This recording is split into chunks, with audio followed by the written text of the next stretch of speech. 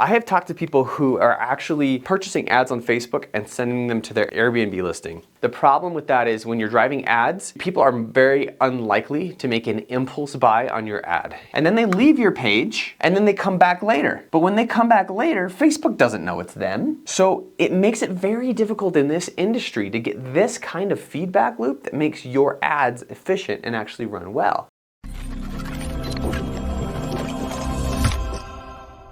Hey, I'm Jeff, the founder of IntelliHost, and today I want to show you how to get more eyeballs on your listing. Well, if you get more eyeballs on your listing, you're going to convert more eyeballs, you're going to get more bookings, and you're going to get more revenue. Arguably, this is the most important part of the booking funnel process because you cannot convert people before you get eyeballs. So this is the first step. So if you can nail this part, then you can work on future steps. But really, you've got to get this right before you can start converting those eyeballs into clicks and so forth. So really, what I want to do is lay a foundation of how to sell anything online because it applies to Airbnb, it applies to Amazon.com, it applies to really anything. And then we're gonna dive deep into how to get more eyeballs on your Airbnb listing within Airbnb. So really, when it comes to selling anything online, there's really two processes, okay? Number one, you've gotta get eyeballs to your product, okay?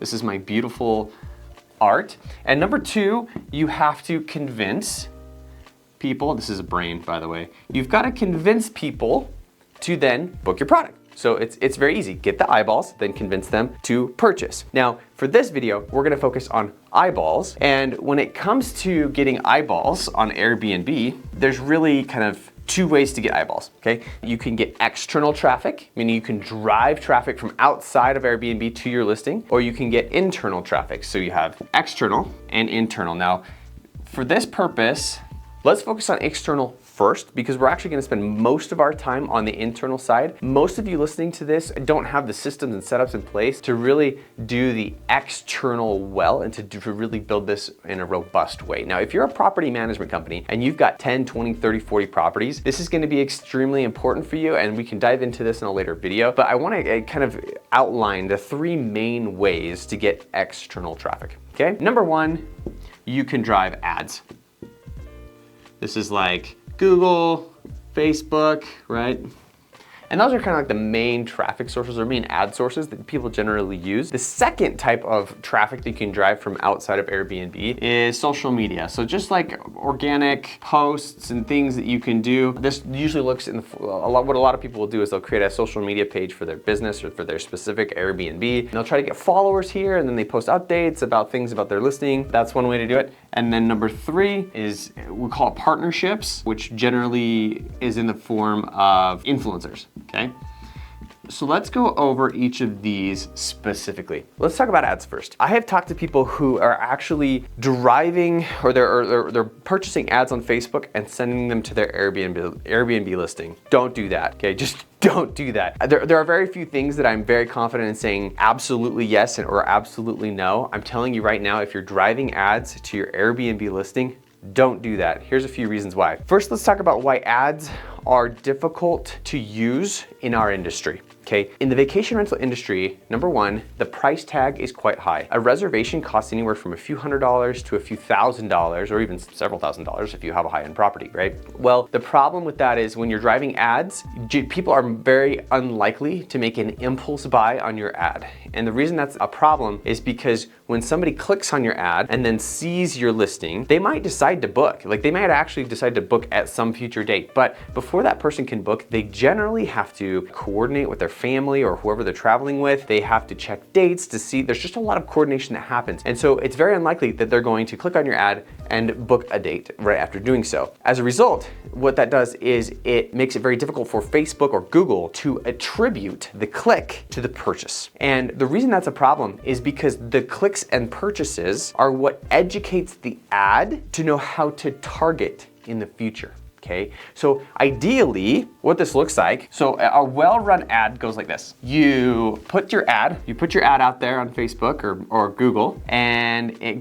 turns into a click. They see your product or your page, and then that page reports back to the ad and says, hey, this person clicked on the page. Therefore, find more people like that, okay? And that's how a good ad campaign works. But if you don't own this page, you can't tell the Facebook or Google who actually clicked on it and who didn't, or who purchased and who didn't. And so generally, a good ad campaign, you list the ad, you get the information circulating and feedback coming back to the ad gets more efficient, it gets better at serving more relevant customers, the cost per click goes down. Initially, every ad is way too expensive to be a long-term strategy. And so you have to get this feedback. So the only way the ads work for your listing is if this is something you own, okay? This is your own web page that you're driving traffic to, so that you can then create the connection back to Facebook or Google and say, hey, these are the ones we want, these are the ones we want to keep, and keep sending us more customers like that. And there's so many algorithms back here that help them determine what types of customers are buying from you. But in the first place, the reality is, like I said, the price tag on vacation rentals is so high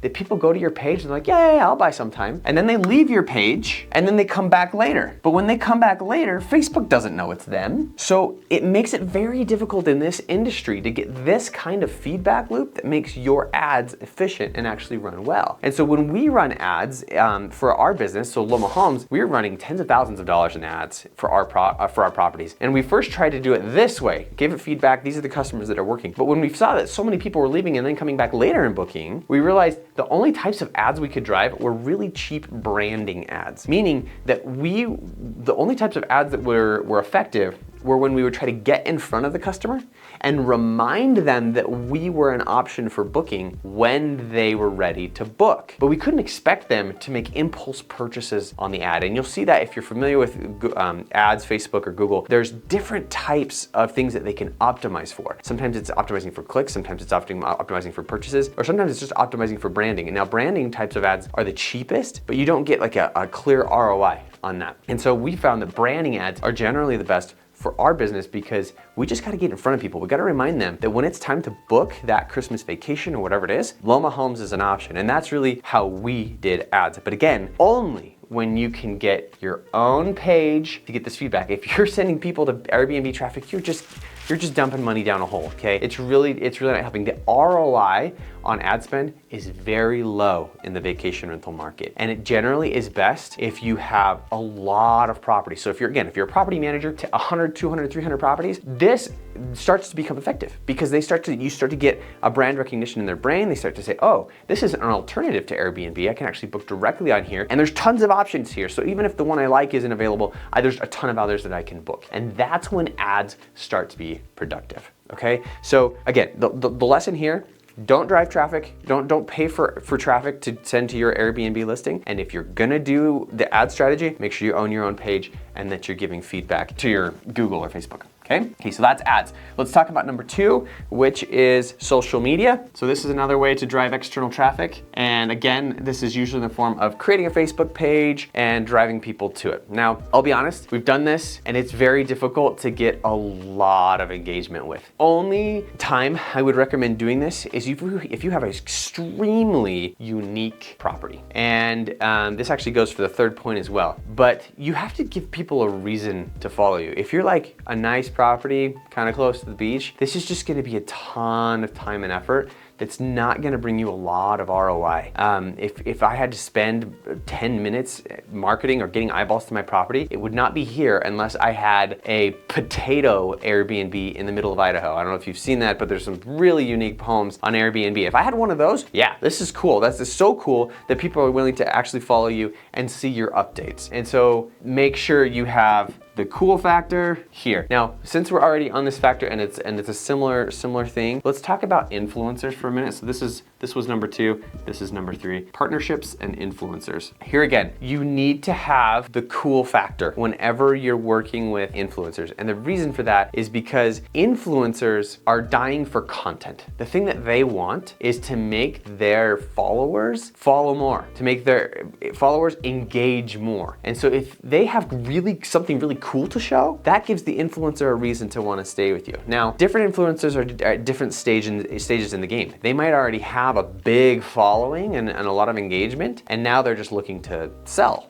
what they have, right? That's kind of a different type of proposition. I'm gonna guess most of people, if you're watching this, you're probably new to this space. Let me give you a few pointers on how to work with influencers and how to engage with them and kind of filter them out, okay? If you really wanna work with influencers and it's worth your work and time, it can pay off. It actually can bring huge dividends, but you've gotta be careful with it and you've gotta be very, very, very choosy in who you pick. So here's some tips on how to pick the right influencer. Okay, so number one is the cool factor. So make sure your property is so cool that the influencer wants to stay there just because it's neat. Now, if it's not really cool and unique, then the influencer is gonna be like, well, my audience isn't really gonna get a kick from this, so you're gonna have to pay me to come, right? For them, you're either gonna have to give them really cool content or you're gonna have to give them money for their time. So if you're not really, really cool, you're gonna have to spend money to get them to come and wanna do anything or any kind of partnership with you. Okay. Number two is make sure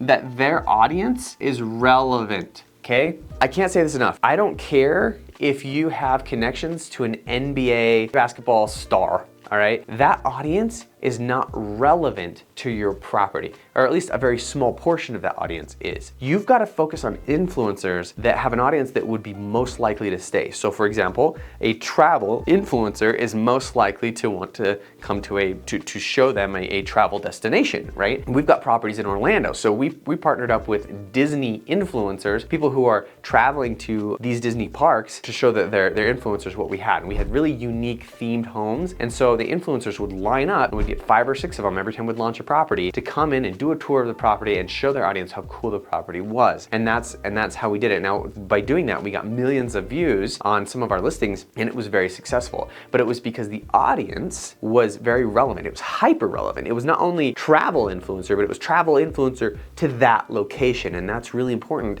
Just because they're a travel influencer, I mean, they might specialize in, international stuff. And if you're something local, maybe that's not super relevant. So just make sure that the audience you're targeting in the influencer's audience is relevant to you. Number 3, number of followers means absolutely nothing, okay?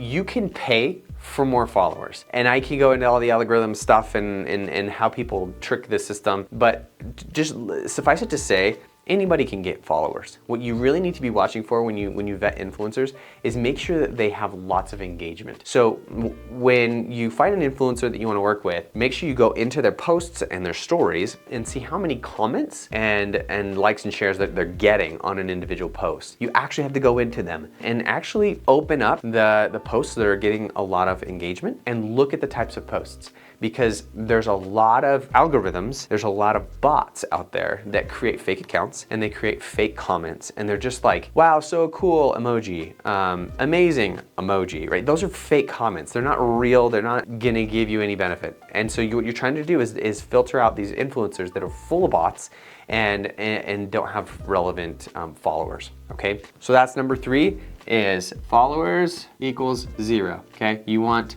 engagement more than anything, okay? All right, now, the last and final one, number 4, even if you follow all 3 of these things and you find some really good influencers to work with and you convince them to come and stay, followers, there we go. You're going to, it's hit and miss, all right? The reality is very few of the influencers we've worked with have actually paid back or have actually given us a good return. There's a few that are awesome. They have a really genuine, authentic audience that are interested in what you have, but it's really just, it's tough. You're gonna have to go through 10 of them to find 2 that are really, really great. So just take that with a grain of salt.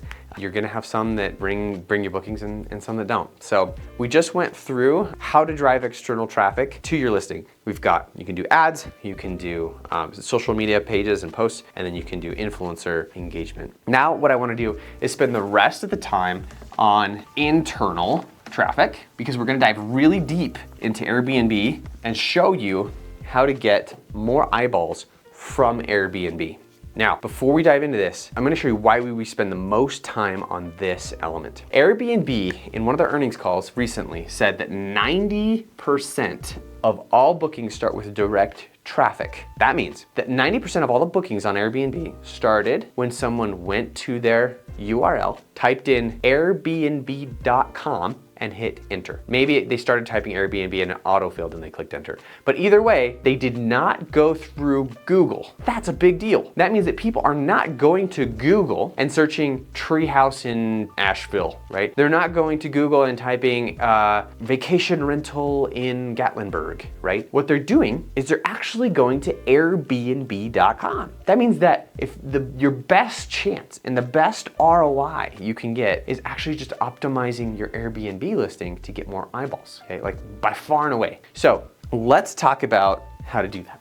Before we go too deep, we have to understand two terms, okay? First is an impression, and two is a first page impression. Now, on the surface, these sound like very similar things and it just sounds like semantics, but this is a two very different things happening here, okay? An impression is every time you appear in a search at all. A first page impression is every time you appeared on page 1. An impression is determined by the guest. The guest determines what they filter and therefore what appears in their result. A first page impression is determined by Airbnb, meaning the Airbnb is saying this property is better than that property, okay? This is so critical. People talk all the time like, how do I get more rank? How do I get more rank? Well, guess what? Rank doesn't matter if you're not getting in search at all. If people are filtering you out with the way that they're searching, then you're not getting anywhere in rank. So objective number 1 is to get in the search result in the first place before you can start worrying about what rank you are in that search result. Okay?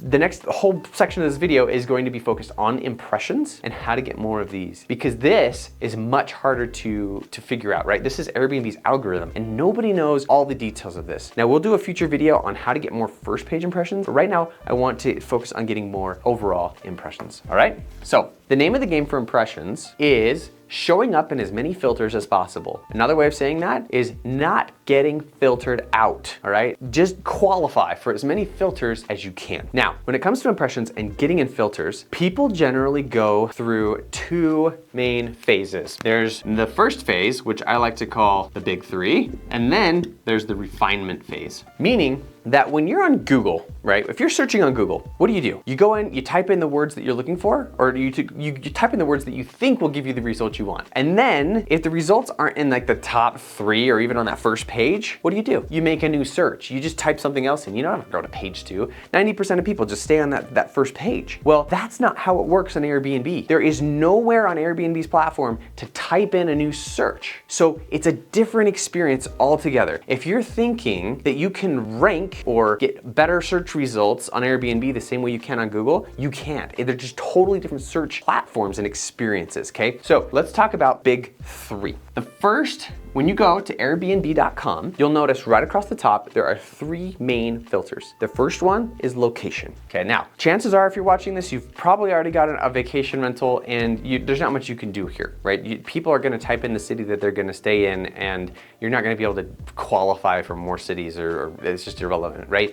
But what I'll say is, if you're gonna purchase new properties, look, it's Edwards Deming that coined the term location, location, location. That has been a phrase since like the 1930s because it's so relevant. It is so valuable. Location, location, location are the 3 factors of real estate. If you're gonna buy in the right spot, all right? Generally what people do are they type in location, they type in their dates, and they type in their guest count.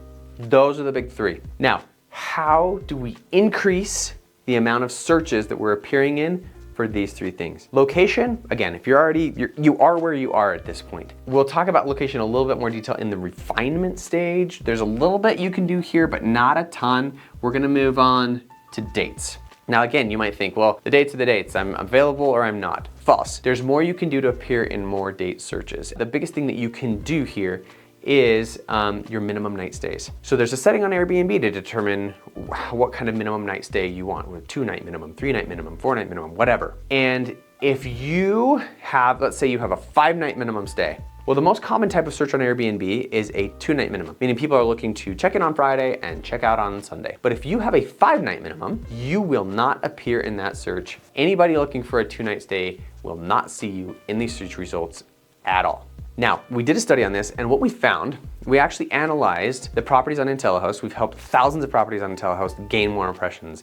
And we did a study on the properties. We had over 400 properties that made a change to their minimum night stay. And they either added a minimum night stay, meaning one night up or one night down. And we analyzed the number of impressions, increase or decrease, that they got as a result. So for the 400 properties that went one night stay lower, so they went from 3-night to 2-night minimum, or from 4-night to 3-night, the average daily impression increase was 50%. Now, that's gonna depend widely on your area. It's gonna depend widely on if you're going from 4 to 3 or from 3 to 2, because like I said, 2 is kind of the big one. But on average, people that reduced their minimum night stay by one night saw a 50% increase in overall impressions. That is massive. Now, what we recommend for you, well, it depends on, we've always recommended that you do a 2-night, at least a 2-night minimum. Now, you may consider going to a 1-night minimum if you're brand new. I'll say this with caveats. Look, I'm a vacation rental manager myself. I know the risks here. You're asking for parties if you do a 1-night minimum stay. But there are a lot of things you can do. There's software platforms you can use to vet hosts or to vet guests. There's things you can do to make sure that they're a well-reviewed guest. Like all of your instant book settings can be turned on to vet out some of the riffraff. However, if you're looking to quickly boost the amount of reviews you're getting and get the booking velocity that you need when you're first launching a property, going to a 1-night minimum stay might be something you think about. That's really how you maximize the number of eyeballs you're getting so that you don't get filtered out here when somebody selects a date. So just keep it in your back pocket if it's something if you really want to get aggressive with your business, it's something that will differentiate you in a big, big way. All right, so there you have it. Now, here's how you can further optimize your minimum night stay. So you can set your default 2-night minimum, whatever, but if you're using a dynamic pricing software like Price Labs, then you can get even more intelligent about your minimum night stays. Price Labs allows you to set dynamic minimum stays based on certain criteria. So for example, let's say you have an orphan gap. An orphan gap is gap between 2 bookings that are kind of close together. So let's say you have a 3-night minimum, but you have a gap that's 2 nights. Well, Price Labs can look at that and say, oh, we got a 2-night stay here, or a 2-night gap. We'll reduce the gap down to 2 for any orphan days that are 2 or less. And so you set that logic so that it can dynamically fill those holes when they occur, all right? Another thing you could do is you can change your minimum night stays for last minute stays on Price Labs. You can say, all right, if it's like 3 nights out, or if you're 2 days out from a given day, reduce the minimum night stay by down to 2 or to 1 so that your last minute stays can get booked that way as well. So getting smart, definitely use a dynamic pricing system if you're not already, and use those settings to make your minimum night stays more dynamic and so that you can fill your calendar the way it works for you. Okay, let's talk about guest count. Now, when it comes to guest count, this is related to when somebody filters, third biggest filter on the top, they ask how many guests are gonna be showing up right now. If your property hosts 10, you have 10 beds, then if somebody searches for 11, you will be completely filtered out of that search. It's not like you'll just be ranked differently. You just won't show up at all. So the learning here is that you want to have the more guest count you have, the more filters you will show up in. Now, on the reverse side, if somebody filters for 2 or 3, you don't get filtered out because you have 10 or 12. You may show up maybe further down the list, but you'll show up in that search. So if the more guest count you have, the more search filters you will show up in. Now, we did a study on this as well, and the 400 properties that we looked at that added a guest count, so if they went from 10 to 11 or 11 to 12, on average, the daily impressions went up by 7% per guest that they added. So if you add 2 guest count, you could potentially add up to 14% daily impressions to your listing just by adding an 2 additional guest count. Here's what I recommend for optimizing your property. Think about your property and try to get at least 2 people per room plus 2. So if you have a 4-bedroom place, 2 people per room, that's 8 plus 2, that gets you to 10. Try to sleep 10 people for a 4-bedroom place. Now, how do you get the extra 2? Well, you maybe put a trundle in the living space, or you sleep someone on the sofa, or whatever it is, but try to get up to that number at least so that you're maximizing your guest count for your property. And that will usually also fit within a lot of like code restrictions and things in different cities. I know in Orlando, that's kind of like the max. It's like 2 per bedroom plus 2 for a max count. They don't want you like going crazy on guest count, because obviously that's asking for trouble. But huge opportunity here. So if you have a property doing 50 grand a year and you add a guest count of 2, that could potentially add 14% onto your revenue. It's $7,000 that you could potentially add per year for just maybe adding a bunk bed or adding another trundle, something like that, okay? So that's guest count, and we've just covered the 3 big things. So these are the things almost everybody uses when they get to Airbnb. They search their dates, they use their guest count, they search the location. And the next thing I want to talk about, or the next phase of people's search, again,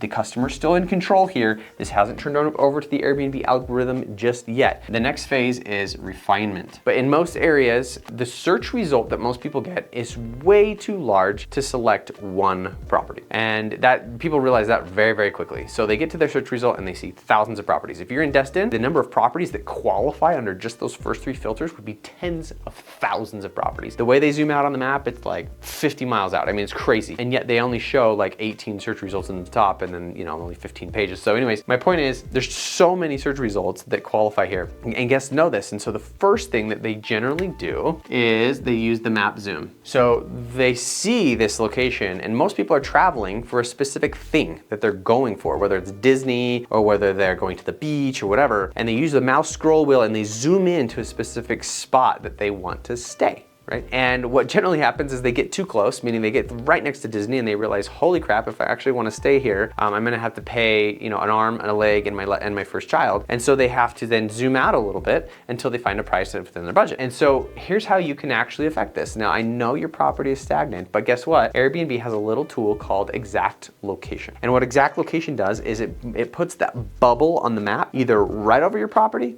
or in an approximate location. Now, most people like to stay with approximate location just for security or safety issues. Like, I don't want some creeper looking at my home and knowing exactly where this home is and maybe, vandalizing or whatever. Generally, we don't worry about that as a business because this can be used to your benefit. If you're on a beach front, but you don't have exact location turned on, Airbnb could move your bubble away from the beachfront, and it would look to a customer like you're not on the beach. And that would dramatically impact whether they click on you or not, and whether they book you, right? They may not even know that you're on the beach because they never click on you. And so what we recommend is that you go into Airbnb search and find yourself on Airbnb and see where you show up in that bubble, or where your bubble pops up. If by turning on exact location that benefits you, then leave it on. If not, then leave it off. Just whatever works best for your property. So that's something you can do. It's not a major improvement.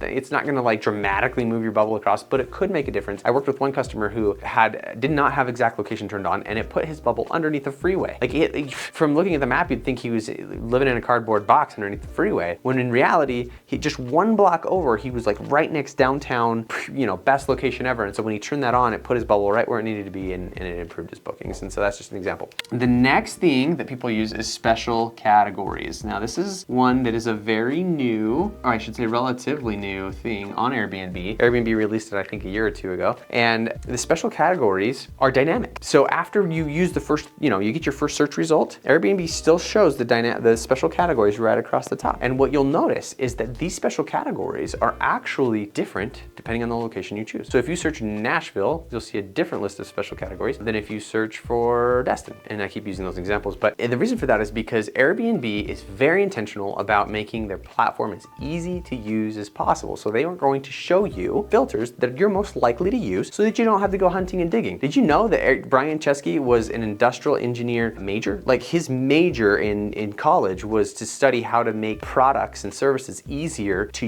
use. Like, that's what he did, and he based the whole platform on that, and he did a pretty darn good job of making it easy for guests, at least, to book a property on Airbnb. And that's why it is the way it is. And so you can bet that those special categories are dynamic, and they're putting the ones that are most important. So learning here is you need to start from left to right and look at the special categories that they've listed there, because those are the ones people are clicking on. So now you might be saying, Jeff, like, how do I even affect that? Like, I'm either in it or I'm not, and how does Airbnb determine the special categories? Well, we actually figured this out on accident. We have properties in Orlando, and we have some very themed properties. So like murals on the walls and stuff like that. Well, you take pictures of these properties, and on one of the walls was like a forest scene. It was like this foresty, I think it was actually a countryside. It was there's like a grassy area and everything. Well, Airbnb put us in the countryside filter. Countryside? Like, I was like dumbfounded. Like, why would they even put us in countryside? Until I looked looked at the pictures and realized, oh, we have a picture of a countryside on our wall. So Airbnb is actually taking an AI algorithm to analyze your photos and say, oh, looks like they're in a countryside, or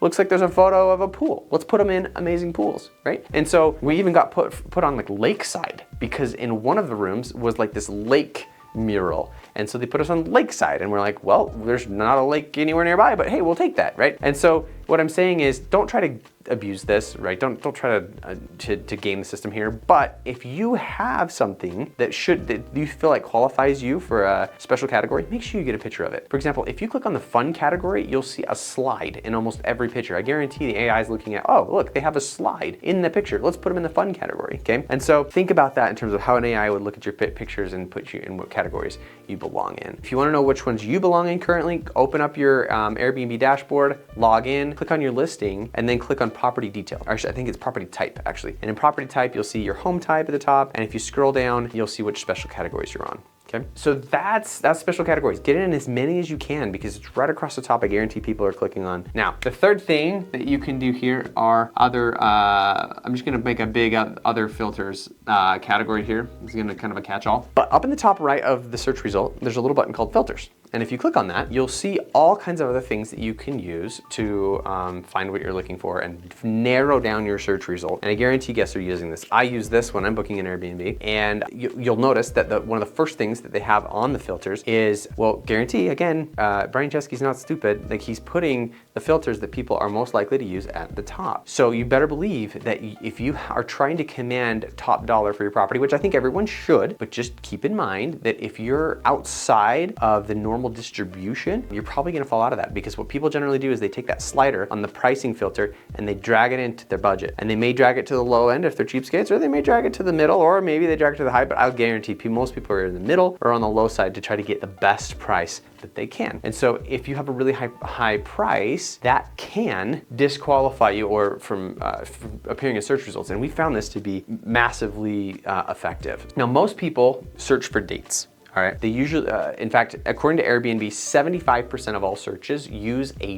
date filter. But what about the 25% that don't? That means that 25% of people are searching for a price first and then a date later. So if you have, what you can use that, how you can learn from that is, if you have a few dates on your calendar that are kind of loss leaders, maybe they're a little bit like on the lower side, that can make you appear in a search that you may not have otherwise shown up in. So having a few days that are actually lower, or maybe even last minute days, getting more aggressive with those, can help you appear in more filters by using that price, okay? Now, here's something else to think about with that 25% of searches that aren't using a date range. Now, again, if they're using a date range, well, then people care more about the dates than they do about the price. So you have to be aggressive, and you have to be beating the competition, but having pricing fluctuations from date to date aren't necessarily gonna help you in search. And so here's what you should know about Airbnb's pricing and how they do this. There's a couple of ways to display your pricing. One is called simplified pricing. And what simplified pricing allows you to do is include the Airbnb service fee and the cleaning fee and whatever other fees in the nightly rate, so that when they go to check out, they're not surprised by a bunch of line items. Airbnb's been very intentional about this and removing as many line items as possible and all those gotcha fees. And so if you wanna, put that out there, it will raise your nightly rate to include all those other fees, but then they check out, they don't see those fees. Now, I've gone back and forth on this. In fact, with our own properties, we've tested this back and forth. But what we've ultimately decided to do is kind of go back to a more traditional route where we put those fees at the end. And the reason is because when you put your fees, all those extra fees, in that top line or in your nightly rate, you're getting filtered out of that top line. So you're losing, you're just right off the first step of impressions. You're just not even getting seen because people are filtering you out, and they don't realize that all your fees are baked in. So actually, from a total fee perspective, you're probably right on your competition, but you look higher in search results. And that's why we don't recommend that you do simplified pricing, at least in this stage, because there's a big trade-off that happens. Obviously, you're more likely to convert at the end with not having extra fees, but it's not as likely to offset the amount of search decrease that you'll have from that. So we recommend that you not do that. Now, just a kind of a tidbit, if you haven't noticed, Airbnb, if you don't use a search date in your top 3, Airbnb will show guests the first 5-night stay that is available on your calendar. just the next stay, whatever that is. They show those 5 days, and then they show an average price for those 5 days. That's what they advertise. And if you've ever wondered how to get that little strike through, they're looking at the last 60 days. So the previous 60 days on your calendar, and they're seeing if your new price, your average price for the next 5 days is 10% or more less than the previous 60 days. That's how you get the strike through. It's not just if you set a promotional price in your settings, it's anytime you're 10% lower than the previous 60 days. Kind of tricky on Airbnb's part because in essence, they're kind of forcing you to just keep pushing your prices down to keep getting that strike through. But that's how you get the strike through if you want it. Okay, let's talk about all of the other amenities in that filter. It is so important that you take the time to make sure that the amenities you have are being checkmarked in your Airbnb listing. If you're using a PMS, make sure that the amenities that you've checkmarked in the PMS are making all the way through to your Airbnb listing. Sometimes I've seen some platforms, they just don't communicate well because remember, they have to communicate with Vrbo and Booking and all these other ones. And so you need to make sure that all those amenities are flowing through the way you want them, especially amenities related to like accessibility,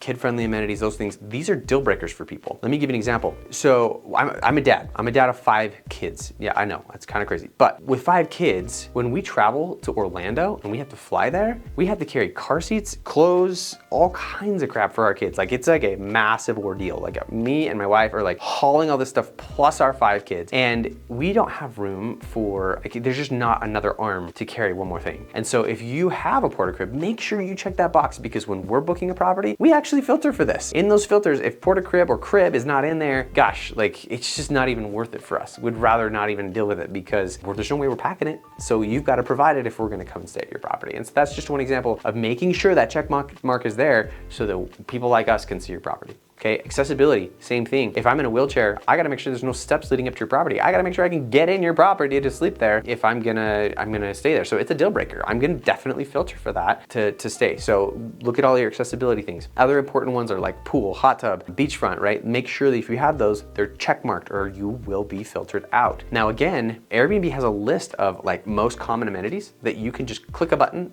and get. You don't even have to open up the list of amenities. They have like 6 of them, 5 or 6 that they just pre-populated for you. You better bet that Airbnb is populating those based on the ones that people are clicking the most. So if you look in Destin, you find some that are actually surprising. They seem like no-brainers and givens, but they're things like washer, dryer, AC. I'm like, come on, of course they're gonna have AC, right? No, like you gotta make sure that those are actually checkmarked in your listing or you'll be filtered out. You won't even show up because those are some of the most common amenities that people are looking for. So make sure that your boxes are checked, okay?